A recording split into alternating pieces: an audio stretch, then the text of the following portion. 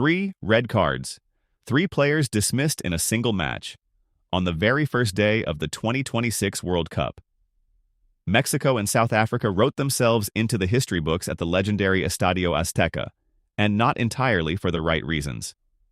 El Tri won convincingly, 2-0, but it is the VAR drama, the chaos in the 84th minute, and the 3 sent-off players that everyone is still talking about. Welcome to the most dramatic opening day in World Cup history.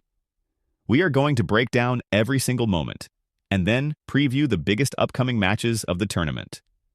Welcome to SoccerVault. Here's everything that happened today on day 1 of the 2026 FIFA World Cup. 2 matches. A mountain of drama. And football is officially back on the biggest stage on the planet. Let's get into it. Let's start with the match that launched 1,000 arguments. Mexico versus South Africa at the Estadio Azteca in Mexico City. The first stadium in history to host 3 separate men's World Cups. 1970, 1986, and now 2026. That alone should tell you the weight of what was happening inside those walls last night. The sold-out crowd was electric from the very first whistle, and Mexico gave them exactly what they came to see inside the first 10 minutes. Julián Quiñones, 9 minutes in, picked up the ball on the edge of the area, drove directly at the South African goalkeeper, and, wait for it, nutmegged him. The very first goal of the 2026 World Cup. Right through the keeper's legs. Clinical. Ice cold. Absolute scenes inside the Azteca. For the next half hour, Mexico controlled the tempo comfortably, and Raúl Jiménez made it 2-0 in the second half with a composed finish. His experience and quality showing on the World Cup stage once again. At that point, 2-0, 2 goals, clean sheet, looked like a routine win for the hosts. And then the chaos arrived. The referee sent off Sphephelo Sithole in the 49th minute. Denial of a goal-scoring opportunity, hauling down Brian Gutierrez, who was clean through on goal. No debate on that one. It was a clear red. South Africa were down to 10 men.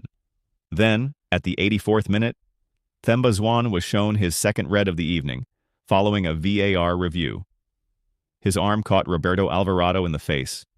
Violent conduct. South Africa now had just 9 players on the pitch, and in stoppage time, Mexico's own César Montes saw red. Another dogso foul on the edge of the box, denying a South African counterattack when the game was already won. Final score, Mexico 2-0 South Africa. 3 dismissals. A World Cup record for a single match. If Mexico versus South Africa was chaotic, this one was a slow burn that exploded into brilliance in the final half hour, and it deserves just as much attention. South Korea dominated the first half. 55% possession, more shots, better expected goals. They were the better side, but they couldn't find the breakthrough, and when the first goal came, it went to Czechia. In the 59th minute, Ladislav Krejci rose magnificently at the back post. A perfectly timed header from a Vladimir Kufel throw-in, and Czechia had the lead against the run of play. Korea had to respond. They responded immediately. 8 minutes later, Hwang In-beom stepped up and produced one of the goals of the tournament so far. A clever cut inside from the right, a feint to beat his marker, and then a perfectly weighted chip right over the advancing goalkeeper. Stunning technique. Stunning composure. 1-1. The momentum had shifted completely, and then VAR made its presence felt again. In the 77th minute, Tomáš Souček headed the ball into the net, and for a moment, Czechia thought they had a winner. VAR reviewed it. Offside confirmed. Goal correctly disallowed. The Korean fans inside Estadio Akron in Guadalajara exhaled together. 3 minutes later, Oh Hyeon-gyu flicked a Hwang In-beom cross home at the back post. 2-1. South Korea wins it. A comeback. A statement. Hwang In-beom with 2 goal involvements and the standout performance of the match. Korea looked like a serious side at this tournament. 3 red cards in 1 match. We have to discuss this. Sithole's red, no argument. Gutierrez was clean through on goal, there was clear contact, and there was no other covering defender. Textbook D, OGSO. The referee was right. Zwane's red. This is where it gets interesting. At full speed, the contact looked accidental. His arm brushed Alvarado's face as he tried to move past him. VAR flagged it as violent conduct, and the referee agreed on review.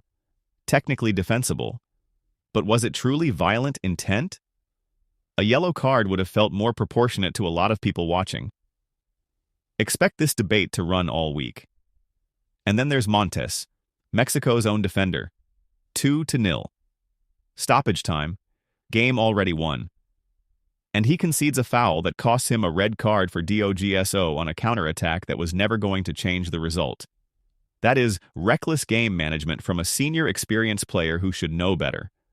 The call was correct, but Montes has no one to blame but himself. The real victim here? South Africa. 2 dismissals left them with 9 players for the final minutes of a match they were already losing badly. Their World Cup campaign is now in serious trouble. They need results in their remaining group games just to have any hope of advancing. And on day 1, that is a brutal situation to be in.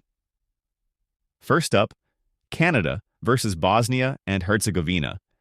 Kicking off at 3 o'clock in the morning, SGT, Friday, June 13th. Canada hosts their World Cup opener at BMO Field in Toronto, and the atmosphere is going to be absolutely electric. There is one major cloud hanging over this. Alphonso Davies, Bayern Munich's elite left-back and Canada's most dangerous player, is injured and will not start. That is a significant absence. But this Canadian squad has genuine quality. Jonathan David, Sile Larin, Tajon Buchanan, and they simply cannot afford to drop points against a Bosnia side ranked 64th in the world. For the home fans, a win here is the only acceptable result. My bold prediction, Canada 2-1 Bosnia and Herzegovina. They will get the 3 points, but do not expect a stroll. Bosnia will make them work for it. Then, USA versus Paraguay, kicking off at 9 o'clock in the morning. SGT, also Friday, June 13th, at SoFi Stadium in Inglewood, California. USA, ranked 17th against Paraguay, ranked 41st, sounds comfortable on paper. But Paraguay are anything but comfortable to play against. They lost just 4 times in all of CONMEBOL qualifying.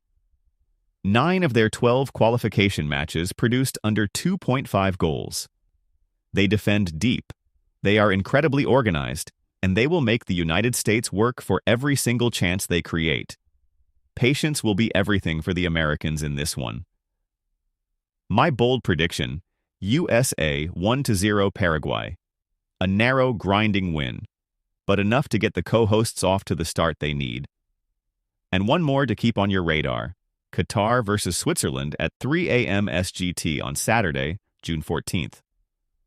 The 2022 World Cup hosts return to the biggest stage, this time as participants rather than organizers.